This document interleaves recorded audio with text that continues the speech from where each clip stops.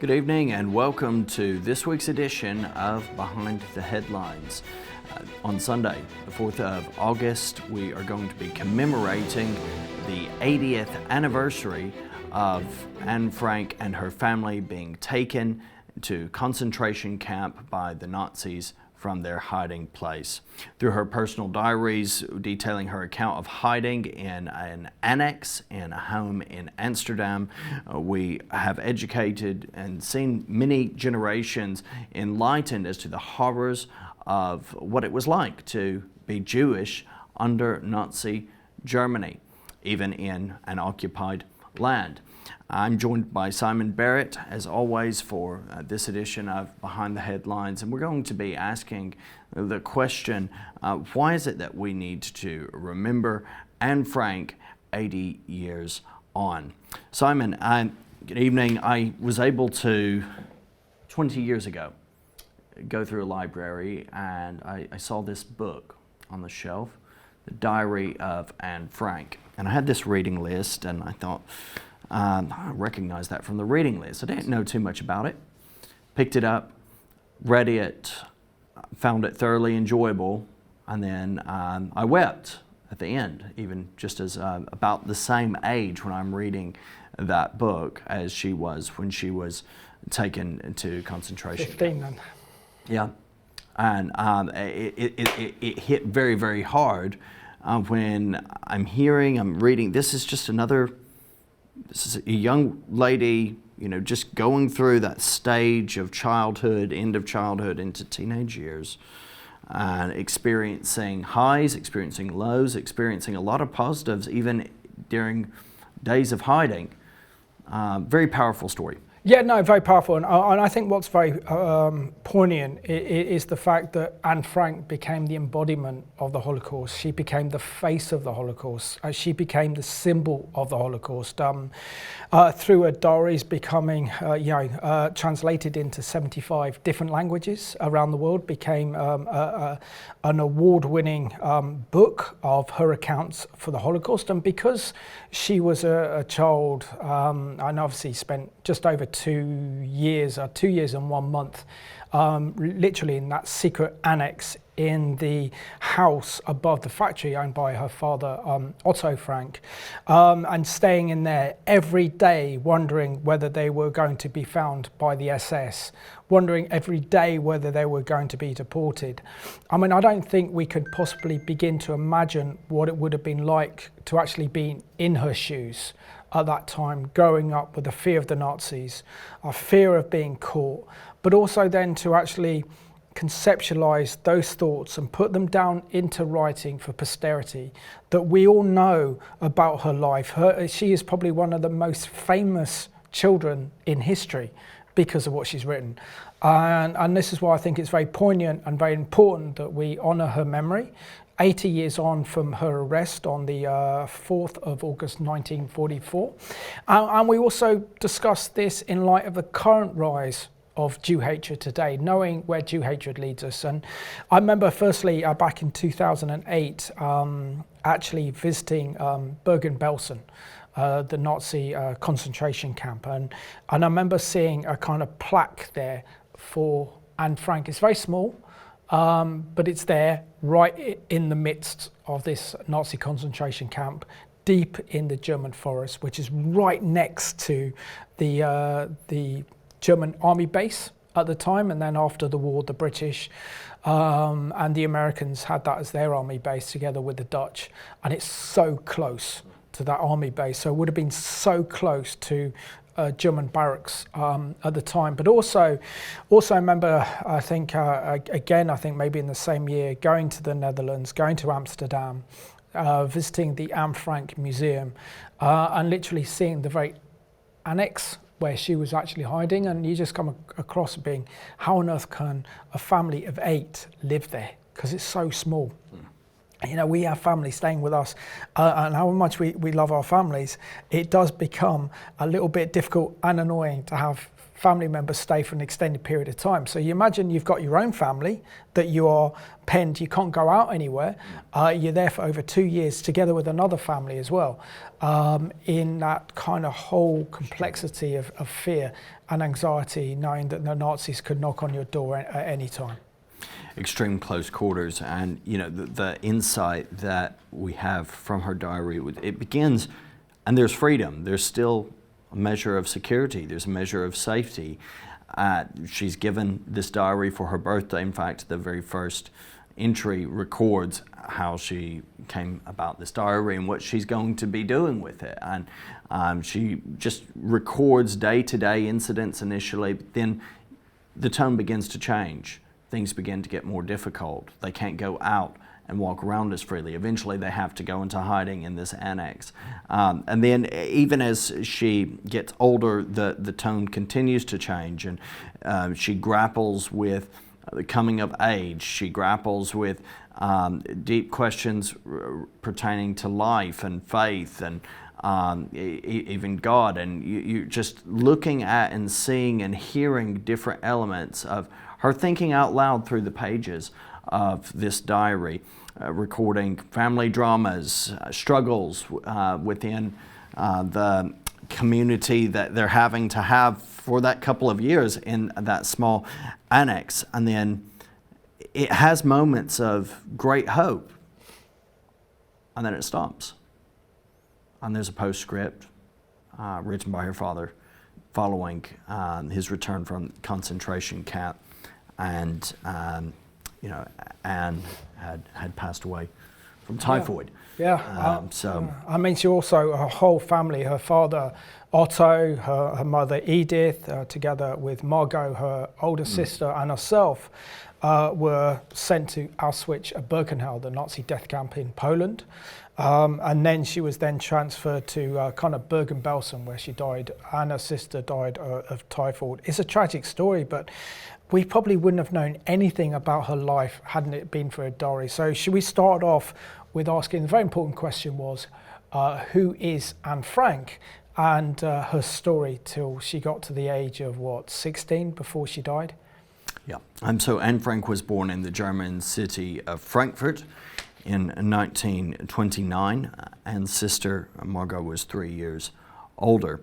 Unemployment was high, poverty was severe in Germany, and it was this period when Adolf Hitler and his party were gaining more and more supporters and momentum. Hitler hated the Jews. He blamed them for the problems in the country, repeating centuries-long European libels against the Jews, blaming them easy targets for all of the problems that were going on. And he took advantage of the rampant anti-Semitism in sentiment across Germany and kind of whipped that up into a frenzy. The hatred of Jews, the economic situation, which was very poor, forced Anne's parents to make a decision, which led them eventually, Otto and Edith Frank, to move to Amsterdam in 1933. It would be there that Otto would found a company that traded in pectin, which was a gelling agent for making jams. So I mean, incredible foresight on behalf of Anne Frank's father Otto, to make a decision, to look at things, seeing how they are politically, to look at the rise of Hitler and the Nazis and think, we don't have a future in Germany anymore.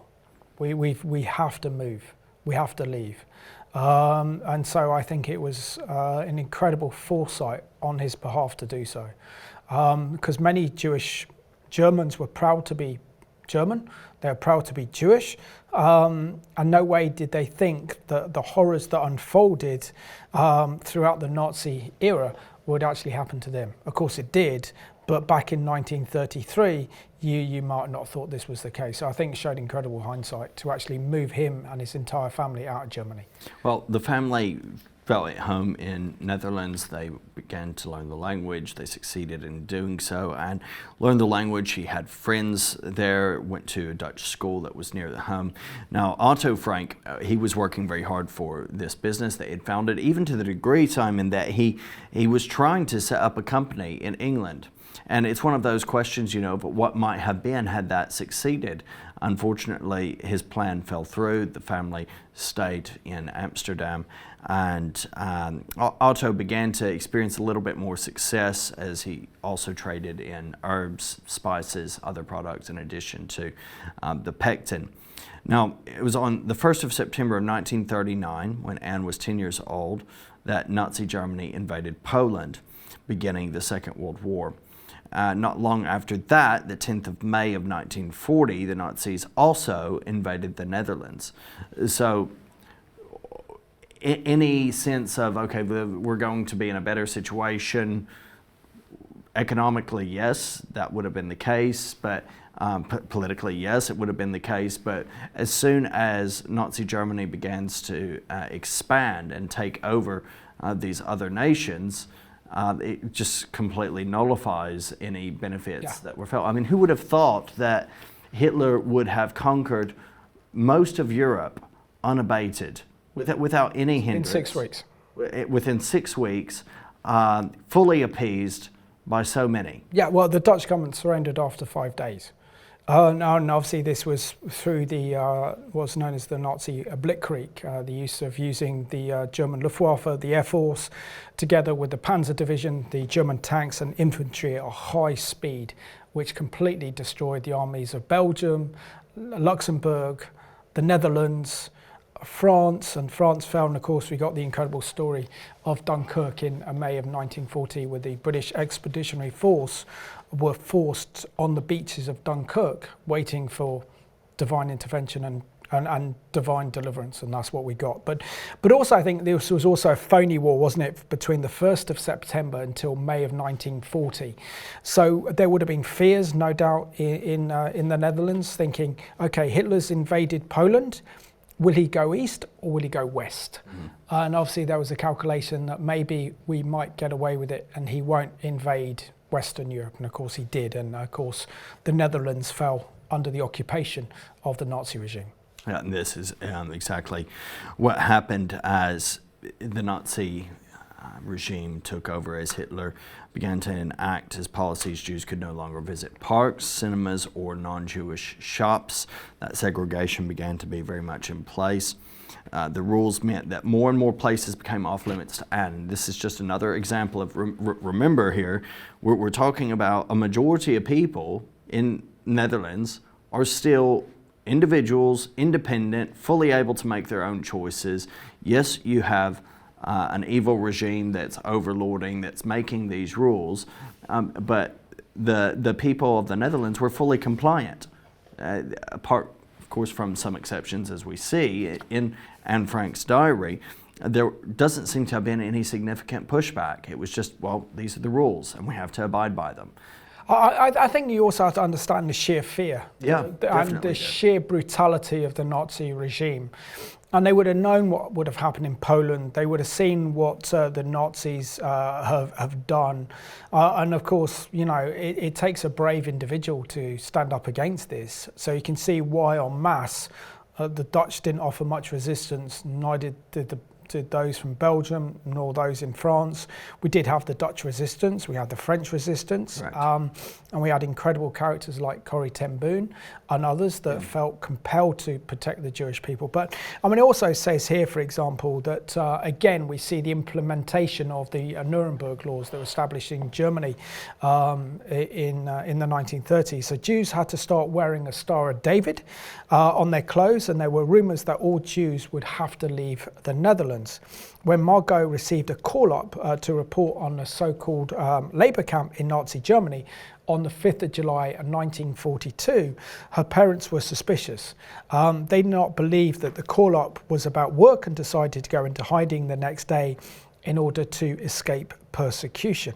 So again, I think from Otto, we see an incredible perception to actually assess the political climate and probably the spiritual climate at the time as well, realizing that these labour camps were not labour camps, they were concentration camps. And again, it was a decision, and this is what you find with so many Holocaust survivors, of those that survived the Holocaust were the ones that didn't go with the crowd. So they were saying, I'm not going to wear yellow star. I'm not going to gather and register my details as being Jewish. I'm not handing these over to Nazi authorities. I'll take my chances with them.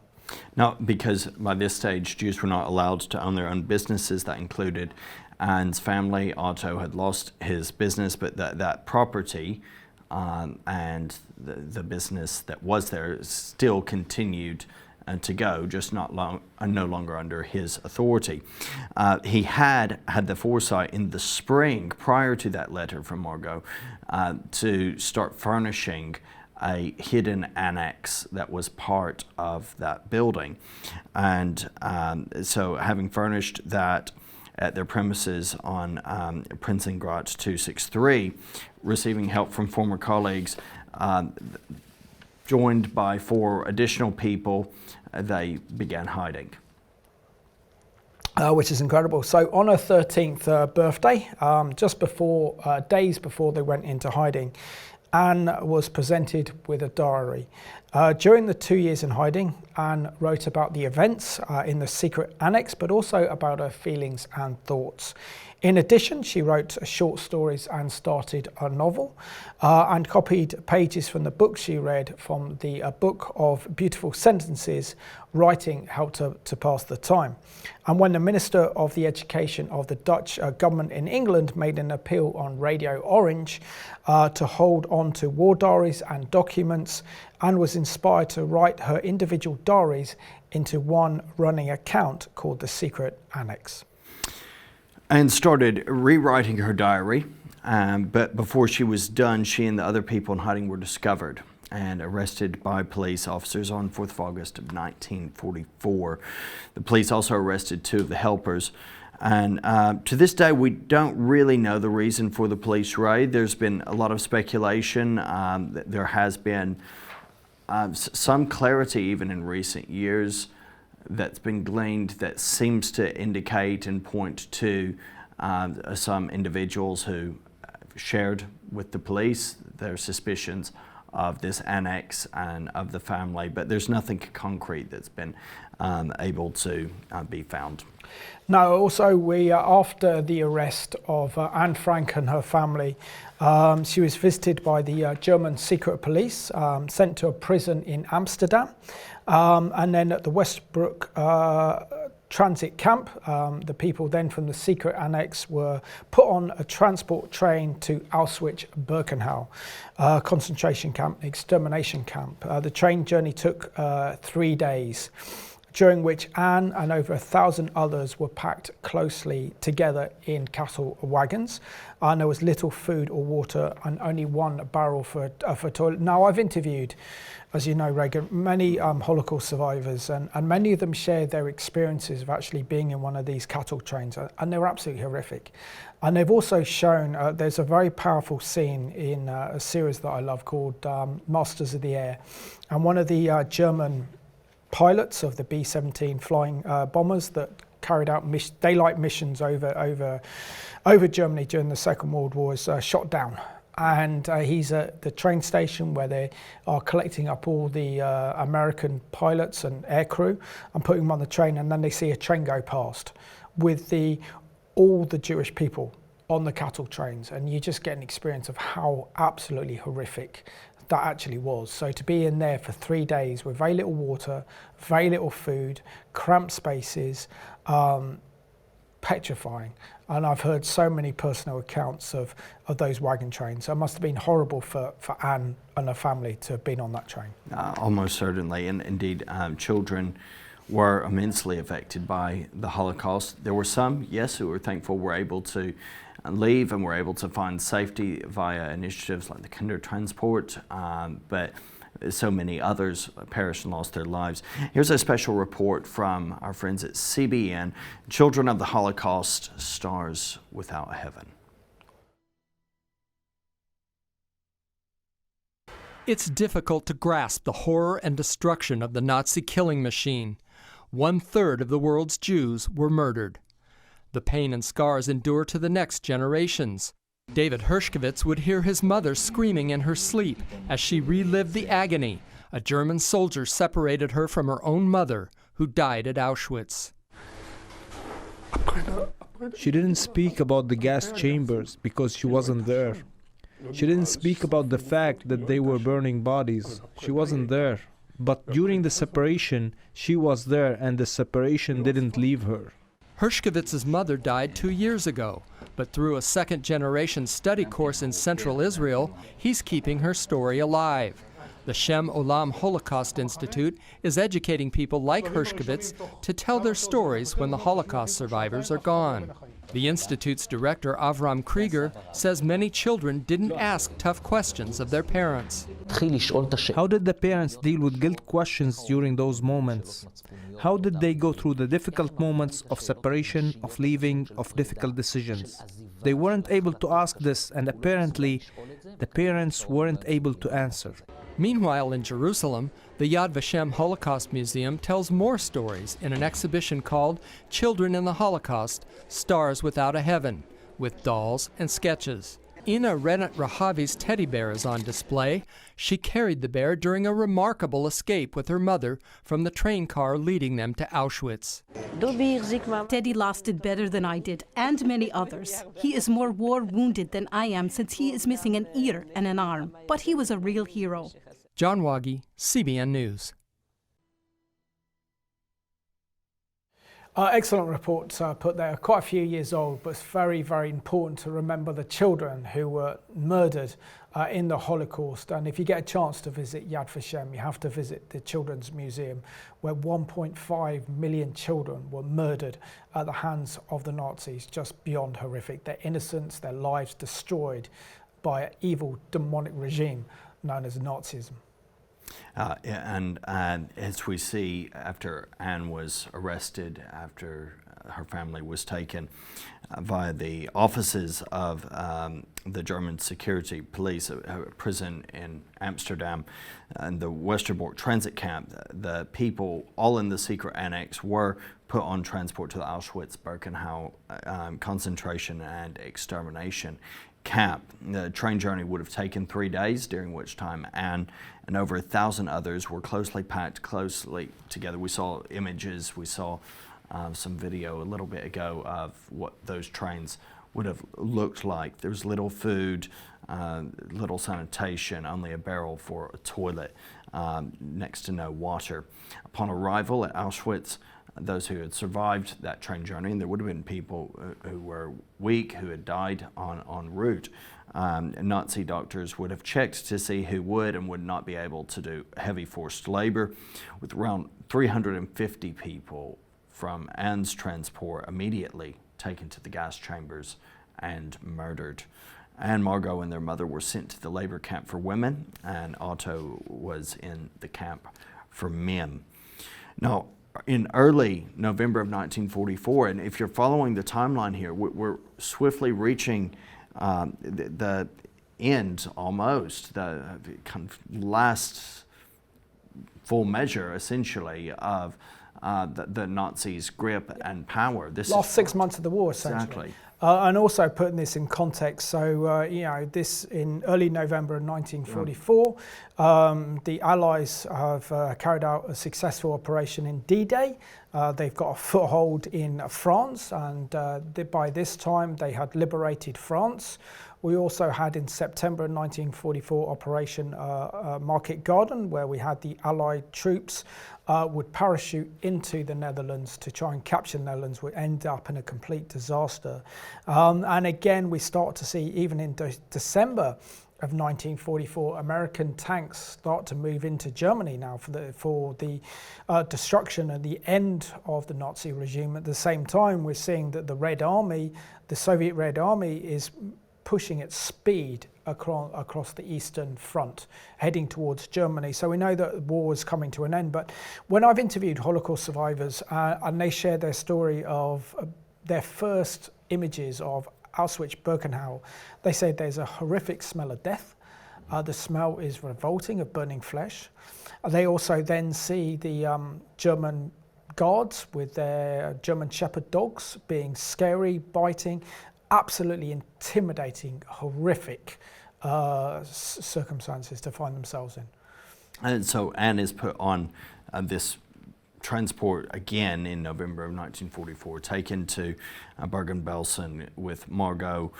There's disease throughout that camp. There's a lack of food. There's malnutrition. It's getting incredibly cold and wet, and both Anne and Margot would contract typhus, and by February of 1945 they would both die because of the effects. Margot first and then Anne shortly after. Of the family, Anne's father Otto was the only one of the people to survive, indeed, of all of the families who were in the secret annex. Remember, there was the additional family. Otto was the only one to survive the war. He was liberated from Auschwitz by the Russians, and during his long journey back to the Netherlands, he learned that his wife Edith had died, and once in Netherlands, he also heard that both Anne and Margot were no longer alive either.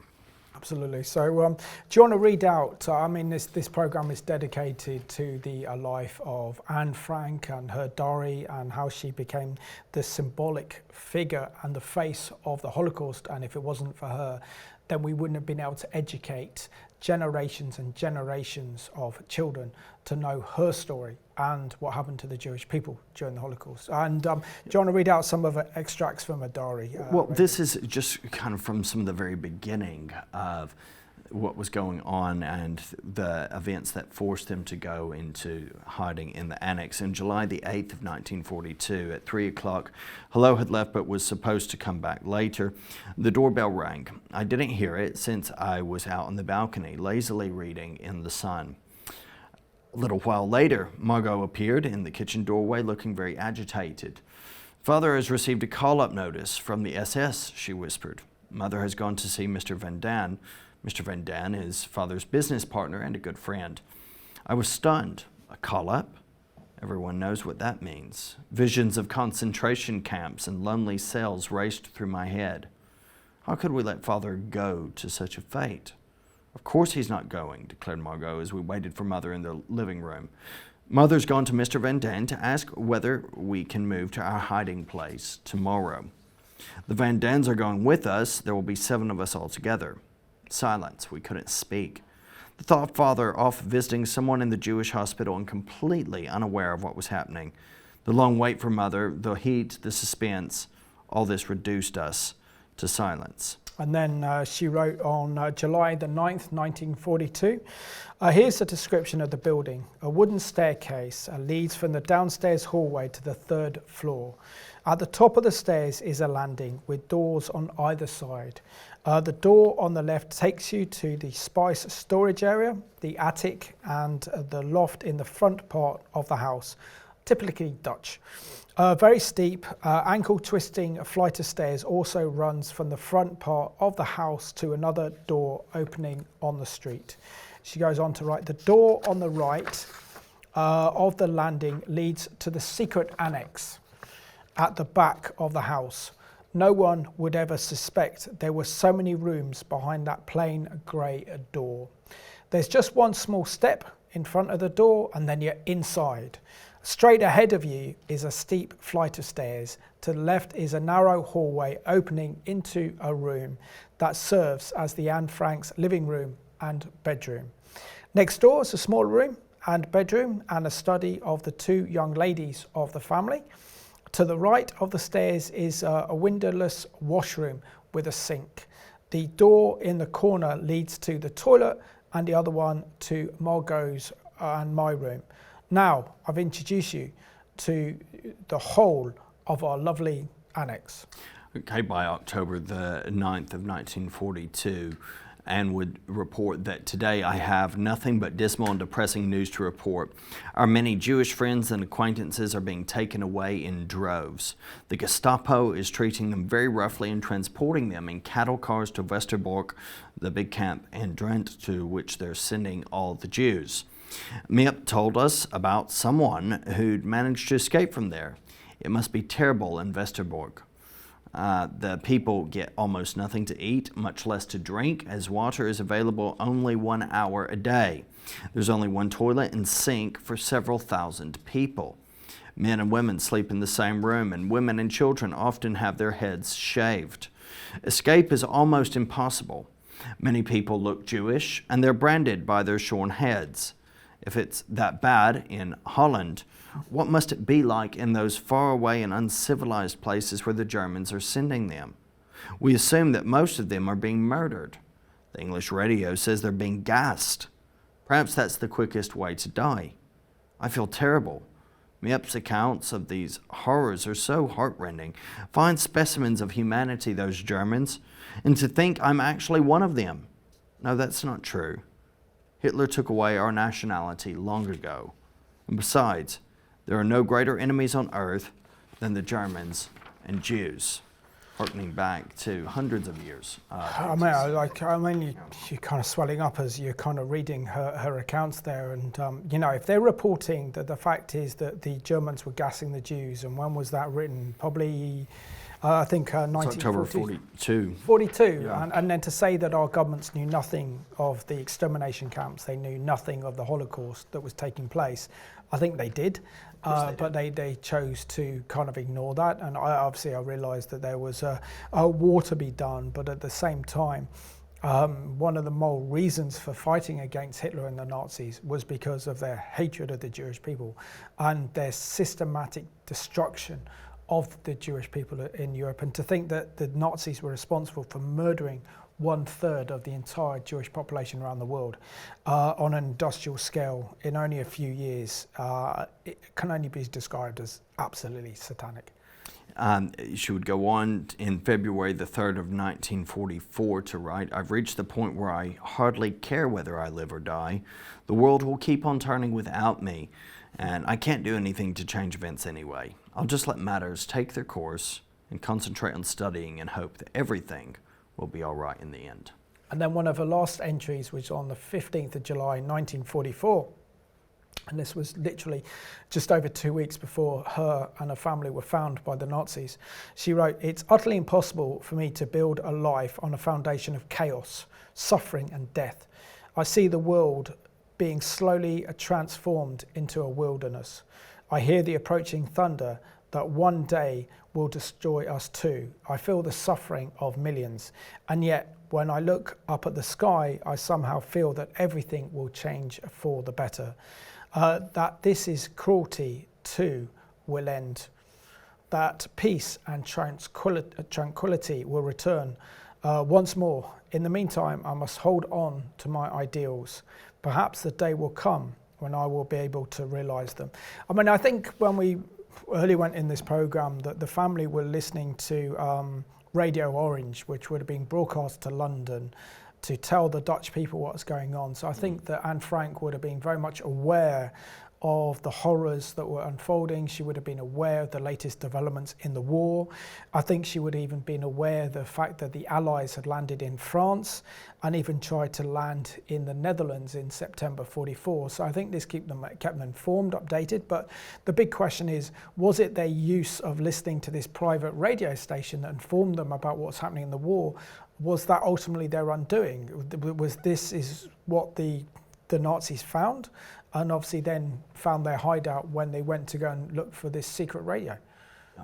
This is one of the potential factors. There's other speculations that are out there, but that seems to have been one of the likely culprits, signal being intercepted in some way. But regardless of what happens, how it occurred, we do know that they were found. Her last entry in her diary is on the 1st of August of 1944, and it is only some months later that she passes away of typhoid in the February. So what we can see really from Anne's story, from her diary, is a lot of the comings and goings, a lot of the fears, a lot of the speculations, a lot of the intel that was being gleaned in various ways, the dynamic between two families living in very close quarters. There are fallings out, there are arguments, there are things that you would expect. There are very happy times. There's intimacy and closeness. There's a sense of celebration even at Hanukkah time. In fact, many viewers, I'm sure, will have seen the classic movie, which is basically a depiction and film of the diary of Anne Frank, and one of the final scenes depicts the family celebrating Hanukkah and depicts the family having a sense of hope that there is going to be something better, that there is going to be victory eventually. But you can also see, for example, how, that spending 2 years and 1 month in that secret annex in the house above the factory in downtown Amsterdam preserved their lives, because so many other Jewish people would have been malnourished through kind of a lack of food, lack of hydration, but the families were being fed well. They were being looked after by Otto's co-workers that were looking after them, supplying them with food. So when they did get caught and rounded up by the Nazis, they were in a much better physical condition than, say, 95% of those Jewish people that had been rounded up and sent into those kind of Nazi death trains and into the Nazi death camps, such as Auschwitz-Birkenau. So we see this is probably what preserved Otto's life, that gave him that strength. And it's, you know, if you were caught in the early years and between 42 and 43, there was not much chance that you're going to survive Auschwitz-Birkenau. If you didn't die in the gas chambers, you certainly died of lack of food and exhaustion. But I mean, can you imagine for one moment what it would have been like for children in the Holocaust? Because for a parent or an adult, it would have been hard enough to go through what you went through. But to be a child and to be away from your parents during these dark, demonic, evil time must have been, I think, a very scary place for a child. Unbelievably scary. Absolutely. Otto, Anne's father, would initially not want to read, understandably. He couldn't bear to read or even consider publishing. And would this even be publishable? Was there anything that would be of insight or help to the world, but to reflect on and to think through what exactly was in that? At first he couldn't bear to do it. Eventually he opened it and he realized that this told an incredible story. In 1976 he would travel to BBC's Blue Peter studio to explain why he would eventually take that choice to read and publish her diary, saying, "I only learnt to know her really through her diary." He confessed, as he showed Blue Peter's Leslie Judd, the personal writings of his beloved late daughter, Anne. It was his bright, outgoing daughter given this autograph book as a gift for her 13th birthday on the 12th of June of 1942. She had almost immediately decided to use it as a diary instead and began to record her innermost thoughts, writing as if she was revealing secrets to a close friend. "I hope I shall be able to confide in you completely, as I have never been able to do to anyone before," Otto read out from Anne's first diary entry on the children's TV program, "and I hope you will be a great support and comfort to me." Blue Peter Judd would ask the question if he had any reservations about agreeing to publish and reveal his daughter's most private thoughts, and Otto responded and said, I didn't regret it because Anne wrote in one of her diaries, "I want to go on living after my death," and in a certain way, through her diary, she is living on in many hearts. She only had a young life, died at the age of 15, not far from her 16th birthday, but she wanted to be a writer. She wanted to be a journalist. In the end, she fulfilled that through her diaries. And we read out extracts, and the way she writes she's an incredibly gifted writer.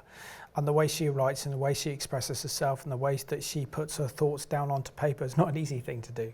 But of course she did that. And of course now her book and her diaries have been read by millions of children, millions of people around the world. And she's given that insight from her perspective on the Holocaust, which is incredible. But many, many children didn't have that opportunity. So we got this old CBN news report to go to entitled "Opera Retells the Holocaust Story." The opera Brundabar was written for and performed by children. But behind the bright voices lies a dark history. Brundabar was first performed by Jewish children imprisoned in the Terezin concentration camp in Czechoslovakia. One performance was staged for Red Cross inspectors and filmed by the Nazis. The children were later moved to Auschwitz, where they were killed. Ella Weisberger was among the few survivors. She played the role of the cat in the Terezin performance. She now travels wherever Brundabar is performed, explaining how history survives through the music and telling the story of her friends. This little opera will never die, and you are part of it. The children of LA Opera Camp say that performing Brundabar has been about so much more than just learning a children's opera. It's amazing to get inside history like that. You don't normally get that kind of opportunity when you're just studying the Holocaust in school. Before learning the songs, children learned the history of the children who originally sang them. Every kid in Los Angeles, in our country, ought to know this story. More than 50 children from the Los Angeles area spend 2 weeks every summer in opera camp. Mark Martin, CBN News.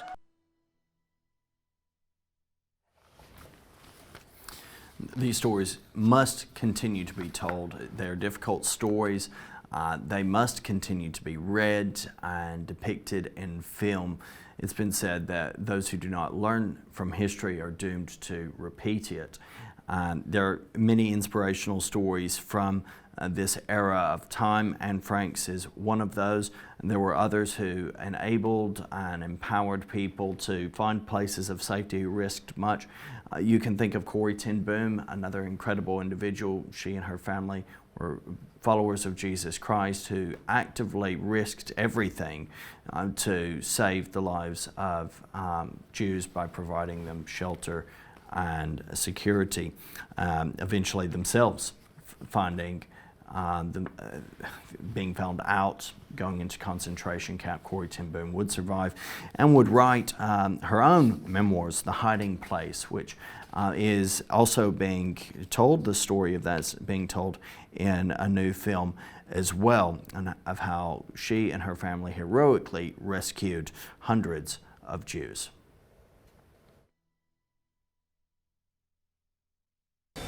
Oh, my dear Cornelia Arnolda Johanna ten Boom,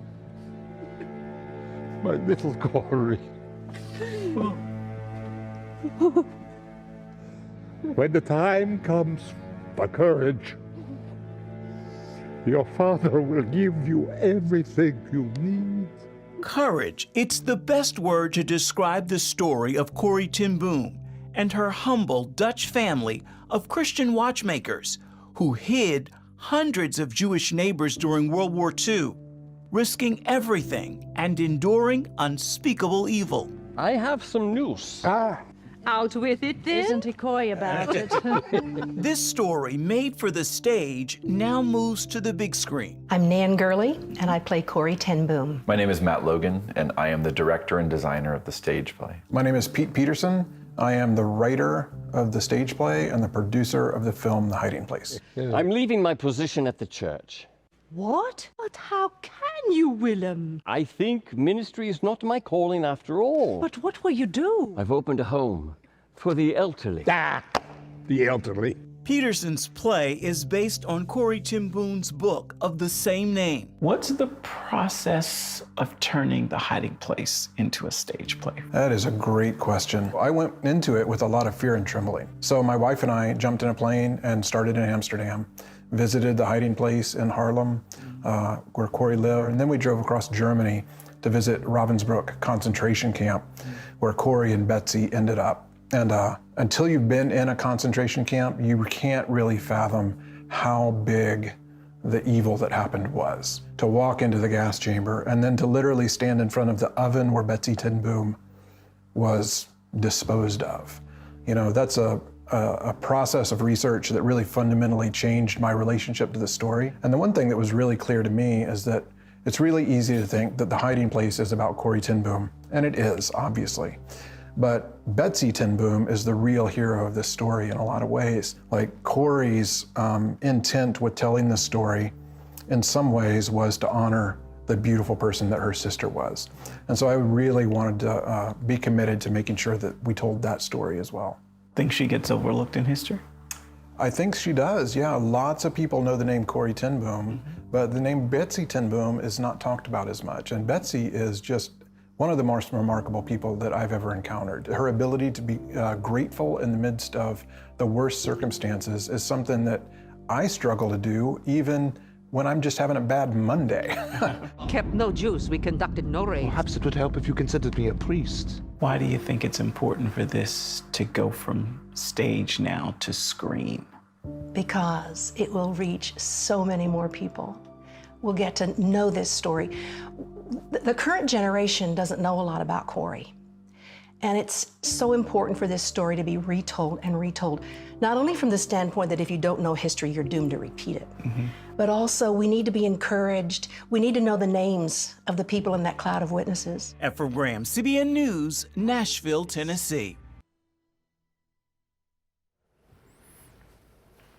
So thanks to CBN, they're focusing on the play that is called The Hiding Place, but also the film as well. We can all educate ourselves, and we all have a duty to educate ourselves about what happened during the Second World War and what happened during the Holocaust. I mean, I think it took incredible courage on behalf of Corrie ten Boom and her family to not only be part of the Dutch resistance, but to actually play a role in helping to protect the lives of Jewish people, which is so important. Absolutely, and there were so many others who were not only across the Netherlands but elsewhere who were part of resistance, who were part of aid groups that were actively seeking to see the lives of so many saved and rescued. And through various levels, there were even people who were registered members of the Nazi Party who actively used that placement to save the lives of Jews, which is incredible. So where are we? 80 years on from the arrest of Anne Frank and her family in Amsterdam. There's a news report put out by the Jerusalem Post dated the 9th of July, so only a few weeks ago, that said that Anne Frank's statue in Amsterdam was vandalized with Gaza graffiti. During condemnation from Dutch politicians and calls for witnesses to report the incident. The statue of the Jewish Holocaust victim Anne Frank was vandalized with red paint reading Gaza on Tuesday, Dutch politicians said. Amsterdam Councillor Stijn Jessen said on X, formerly known as Twitter, that it was shameful to draw attention to the Palestinian cause by defacing the Holocaust memorial of the River Burton neighborhood park. And the Center for Information and Documentation of Israel sarcastically remarked on social media that the statue's vandalism was another example of anti-Zionism. And again, sadly, what we're seeing here again is this rise of Jew hatred that we haven't seen since the 1930s and in the 1940s. Again, I mean, who can actually desecrate the statue of Anne Frank in Amsterdam, paint it in red, and then put Gaza over it? So we know that these Islamists or those who advocate for the Palestinian cause have no reference point for the Holocaust or what happened in the Holocaust, or even slightly interest in anything that happened in the Holocaust. But this is part of the problem. They actively deny it, excuse it, or will come up with alternative theories as to what happened. Because yes, there will be some who are ignorant of the scale of which, but when it's presented to them, or those who are not ignorant of the history that's there, are generally among those who are Holocaust deniers. This is routine within Islam. Holocaust denial is almost as routine as temple denial. You know, there's anything to do with the Jews, anything that seems to give attention to the Jews sees complete denial, because it elevates. Also, there's it's the unfortunate ongoing existence of the Jews, and the fact that Islam views their ongoing existence in some way as an offense against Allah, even more so than those who are Christians, and goes out of its way, routinely to condemn. So that's one side of it. On the other side of it, you have just a sense of, yes, people know about Anne Frank in many cases, but they truly don't care.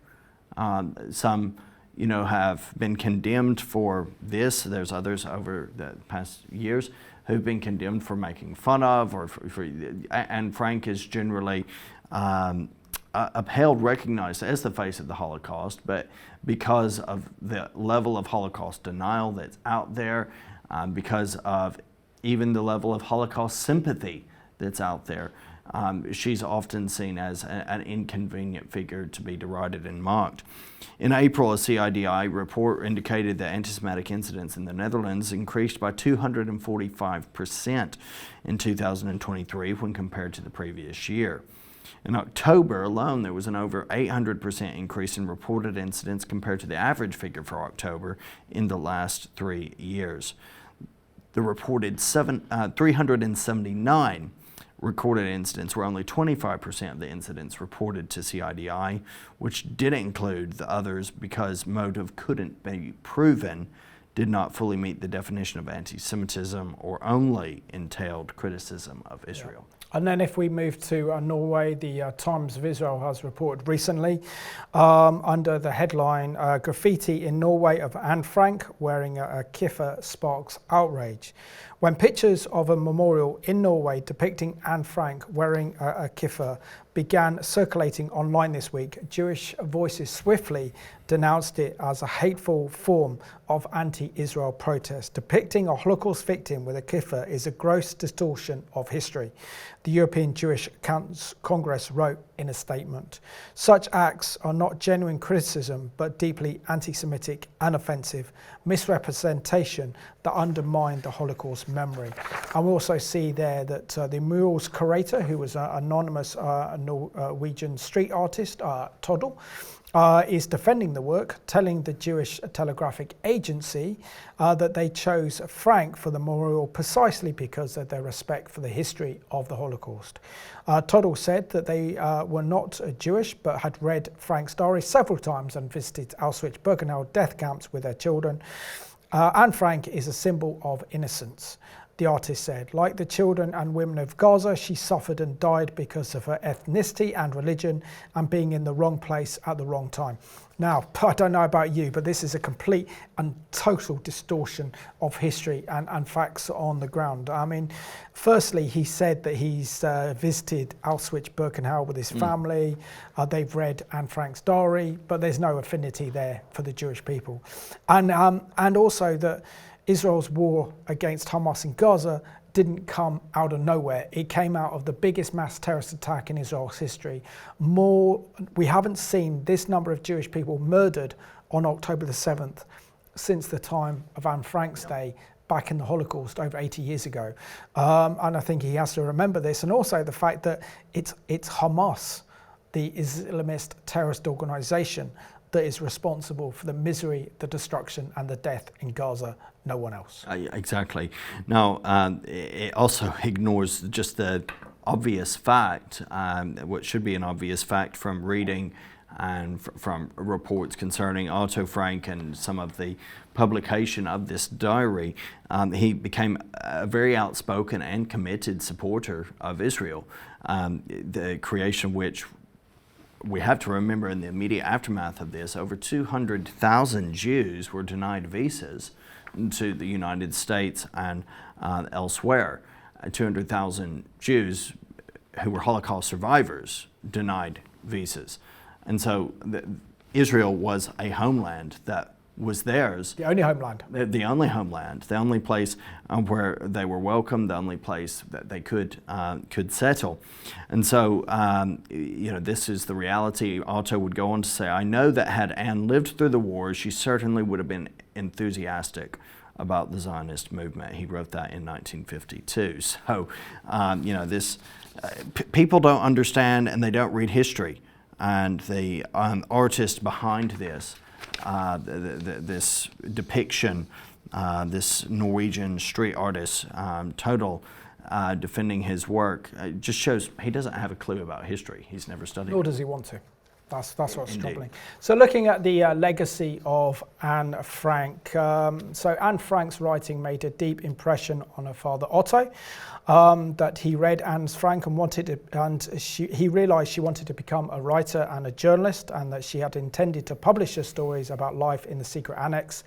Friends convinced Otto to publish the diary in June 1947. 3,000 copies, known as the Secret Annex, were printed. And that was not all. The book was translated into around 75 languages, adapted for stage and screen. People all over the world were introduced to Anne's story. And in the 1960s, the hiding place became a museum, the Anne Frank House, until his death in 1980. Otto remained closely involved with the Anne Frank House and the museum. He hoped that readers of the diary would become aware of the dangers of discrimination, racism, and hatred of Jews. You've been Yes. to the museum there. Yeah, well worth a visit. Yeah. It's very small. I mean, it's a big building, but the actual annex is very small. It's about half the size of this studio for two families of 8 people. So with that, Simon, we've come to the end of our program, and I just want to encourage our viewers really to continue to read, study history.